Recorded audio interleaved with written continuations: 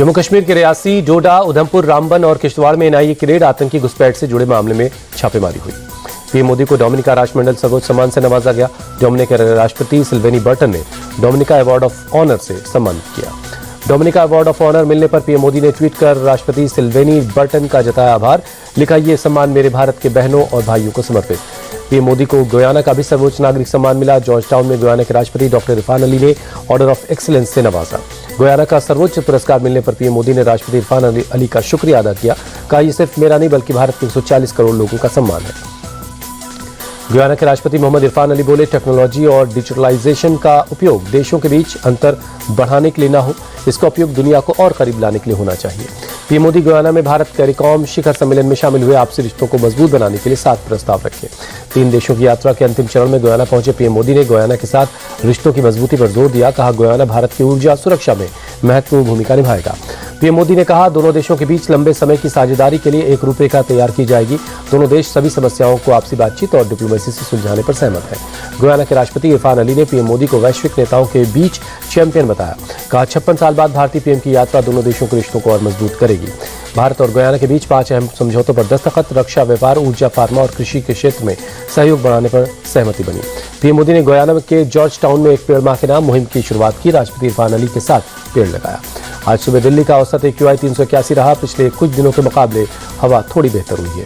दिल्ली के एम्स इलाके में छाई धुंध, बहुत खराब श्रेणी में बना हुआ है AQI। दिल्ली में हवा की गुणवत्ता लगातार खराब है। इंडिया गेट इलाके में छाई रही धुंध। नई दिल्ली रेलवे स्टेशन पर धुंध छाई रही। धुंध की वजह से काफी धीमी गति में ट्रेनें चल रही थीं। दिल्ली में यमुना नदी में कम नहीं हो रहा जहरीला झाग। कालिंदी कुंज में यमुना नदी पर तैरता दिखा जहरीला झाग। आगरा के कई हिस्सों में धुंध की परत छाई रही। धुंध के चलते ताजमहल का दीदार हुआ मुश्किल। महाराष्ट्र की 288 विधानसभा सीटों पर 65.8% वोटिंग हुई, जबकि झारखंड की 38 सीटों पर 68.45% मतदान हुआ। एग्जिट पोल्स में महाराष्ट्र में महायुति की सरकार बनने के आसार। मैट्रिक्स एग्जिट पोल के मुताबिक महायुति को 150 से 170 सीटें मिलने का अनुमान। एनडीए को 110 से 130 सीटें मिल सकती हैं। चाणक्य एग्जिट पोल में भी महायुति को बढ़त 152 से 160 सीटें मिलने का अनुमान है। एमबीए को 130 से 138 सीटें आ सकती हैं। पीपल्स पल्स के एग्जिट पोल के मुताबिक महायुति को 175 से 195 सीटें मिल सकती हैं। वहीं महाविकास अघाड़ी 85 से 112 सीटें जीत सकती है। एग्जिट पोल पर महाराष्ट्र के डिप्टी सीएम देवेंद्र फडणवीस ने कहा, जब वोट प्रतिशत बढ़ा है बीजेपी को फायदा होता है। महाराष्ट्र कांग्रेस अध्यक्ष नाना पटोले ने एग्जिट पोल को नकारा। कहा, महाराष्ट्र में महाविकास अघाड़ी 170 से ज्यादा सीटें जीतेगी, पूर्ण बहुमत की सरकार बनाएंगे। महाराष्ट्र के एग्जिट पोल के बाद बोले केंद्रीय मंत्री रामदास अठावले, केंद्र और राज्य सरकार की योजनाओं को लेकर जनता ने भरोसा जताया। जनता ने विकास को चुना है। सेंट्रल नागपुर विधानसभा क्षेत्र में वोटिंग के बाद गलतफहमी की वजह से तनाव के हालात पैदा हो गए। जोनल ऑफिसर की गाड़ी में ईवीएम होने के शक में लोगों ने पथराव कर दिया। जोनल ऑफिसर कुछ कागजात फोटोकॉपी करवाने बाहर निकले। गाड़ी में पड़ी स्क्वायर मशीन को देखकर लोगों ने गाड़ी रुकवाकर नारेबाजी की। पुलिस में शिकायत की। पुलिस की जांच में वोटिंग वाली ईवीएम मशीन बूथ के अंदर मिली। आला अधिकारियों के समझाने पर राजनीतिक दलों के कार्यकर्ता शांत हुए। झारखंड में इंडिया गठबंधन की वापसी का अनुमान। एक्सिस माई इंडिया के एग्जिट पोल के मुताबिक इंडिया गठबंधन को 53 और एनडीए को 25 सीटें मिल सकती हैं। वहीं मैट्रिक्स एग्जिट पोल में एनडीए को 42 से 47 सीटें का मिलने का अनुमान है। इंडिया गठबंधन को 25 से 30 सीटें मिल सकती हैं। पीपल पल्स एग्जिट पोल में भी झारखंड में एनडीए की सरकार बनती दिखाई गई। एनडीए को 44 से 53 और इंडिया गठबंधन को 25 से 37 सीटें मिली हैं।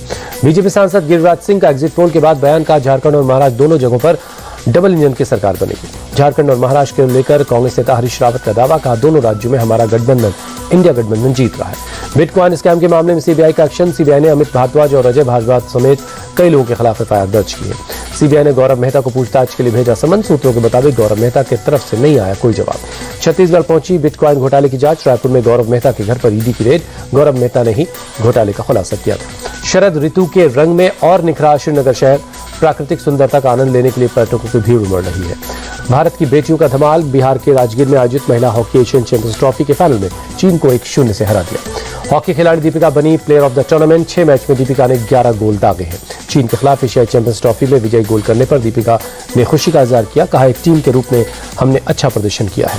गोवा में 55वां भारतीय अंतर्राष्ट्रीय फिल्म महोत्सव शुरू हुआ। बोमन ईरानी बोले, हमें हमेशा गर्व और खुशी होती है। हर साल ये कार्यक्रम और बड़ा होता जा रहा है। केंद्रीय फिल्म प्रमाणन बोर्ड के अध्यक्ष प्रसून जोशी बोले, फिल्म फेस्टिवल का मुख्य फोकस नौजवानों पर है। हमारा देश बेचैन सपनों का देश है। हर युवा अपनी कहानी बताना चाहता है। गोवा इंटरनेशनल फिल्म फेस्टिवल में शामिल हुई भूमि पेडनेकर। कहा, फिल्म फेस्टिवल कई देशों को आकर्षित कर रहा है। दूसरे देशों से कई फिल्में आई हैं। भोपाल में द साबरमती रिपोर्ट की स्क्रीनिंग में शामिल हुए सीएम मोहन यादव, अभिनेता विक्रांत मैसी और राशि खन्ना भी मौजूद रहे। मध्य प्रदेश साबरमती रिपोर्ट को टैक्स फ्री किए जाने पर विक्रांत ने खुशी का इजहार किया। कहा, जब कोई सरकार ये फैसला लेती है तो इसे ज्यादा फिल्म लोग देख पाते हैं।